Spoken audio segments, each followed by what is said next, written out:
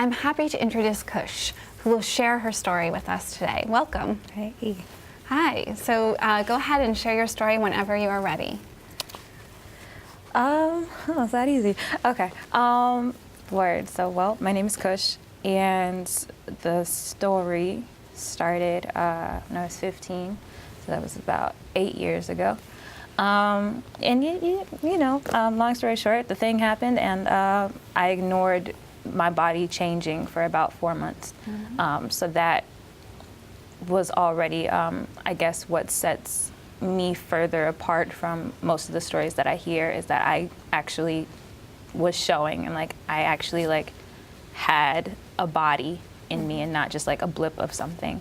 So yeah, when I finally decided to acknowledge that my body was changing and that like my period wasn't missing for some abstract reason, I confided in my older sister. I have two older sisters, but I confided in the one that was closer to my age, about 5 years older than me, just because my oldest one was more like my mom. She had helped raise me, and I just tried to steer away from parental guidance at all. So I confided in my older sister, and she took me to Planned Parenthood downtown Chicago. And we had the test, and I got the confirmation, and I was devastated. Like, just the moment that the word pregnant hit my ear, I broke down. Like, I knew it this whole time, but the stigma that we're talking about was something that kept me from acknowledging it. Like, no, it has to be all these other reasons. It's not pregnancy because I only had sex with this person one time, and how could that be a thing? So yeah, broke down, just started thinking about like all the girls that I went to school with who decided to have their babies and who went to school and like had their bellies under their school uniforms, and I was just like, I'm a black girl on the west side of Chicago, and this is what everyone expects from me, and maybe I expected it from me, and I'm just disappointed. I'm just sad about myself right now. So all of that was existing in me, but at the same time, like as soon as we left there, my sister was like, okay, what do you want to do? I'm like, what can we do about this right now? Because this cannot happen. And I'm sure there were all the wrong reasons, like not wanting to be stigmatized, but really I didn't have to think twice about it. It was not something that I had planned for myself, and I don't think that when you're 15, like at this time I was 16, I'd done this or gone to the Planned Parenthood a few weeks after my 16th birthday. I'm just like, when you're 16, you're not really thinking about abortion or like what you're gonna do when it comes time for that. So I don't know, I wasn't well versed in abortions, or I didn't have a clear stance on it, but I knew that this was not what I had planned for my life, and that I could not do it. So didn't have to think twice about it, and every step of the way, they're asking you like, you can change your mind at any time. Do you want to think about this? Do you want some time? Just like, no. Like, how do we do this like right now, this week, today actually? So yeah, that happened. The procedure happened maybe, I want to say a week or a week and a half later. And it's kind of a blur. Like, I was 4 months pregnant, so the procedure was way different than having to take a pill. It was a lot more dramatic. I had to go under, and then it was a lot more surgical. And so when I came to, I was in a room with girls who were crying and who were like in different stages of grief. And I just wanted to get out of there and go back to my life as soon as possible. But my sister and I, we both knew that we couldn't go back to our lives as normal without talking to my mom. And like, love my mom to death, but she would not have approved of it. And that's why I did not go to her. As much as she loves me, as much as she supports me, like, she's not that person to run to at first instinct about something like that.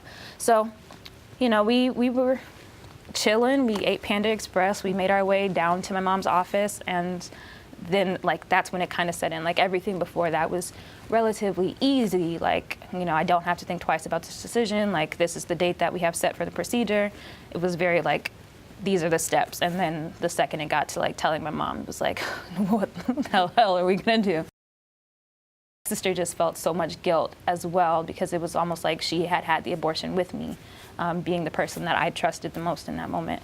So we told my mom. My mom was as devastated as I was, on a completely different spectrum of the situation. And what she told me, like, I always replay in my head when I'm thinking about it.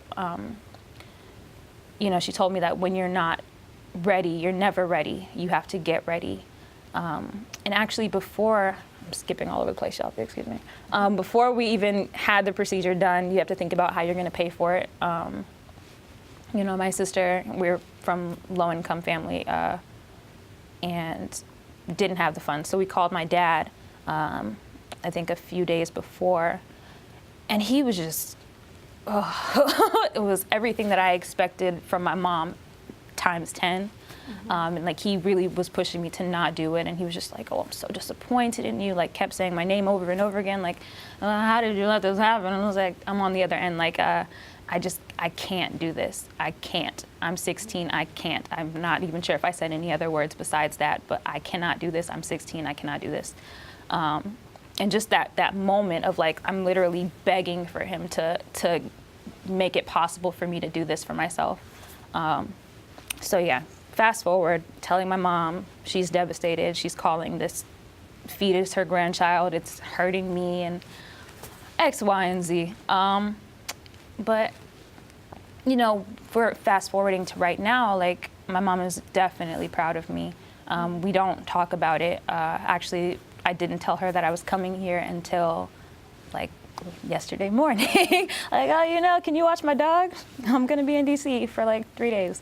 And then we talked about it, and then it kind of just like brought everything back up. And, you know, she still definitely does not agree with pro-choice. Like, she kept referring to it as like, you know, this is part of your destiny. If this happens to you, it's part of your destiny. And like, we had this whole back and forth about how like, just like, you know, I don't really feel like the involuntary functions of my body like dictates my destiny. Like, I feel like that's something that I have a say in. So we kind of butted heads about that, but totally proud of me. Like, I wouldn't be doing any of the things that I'm doing these days had I not made the decision at 16 and been very brave about it. And, you know, she won't say it, but I know that she thinks brave of me.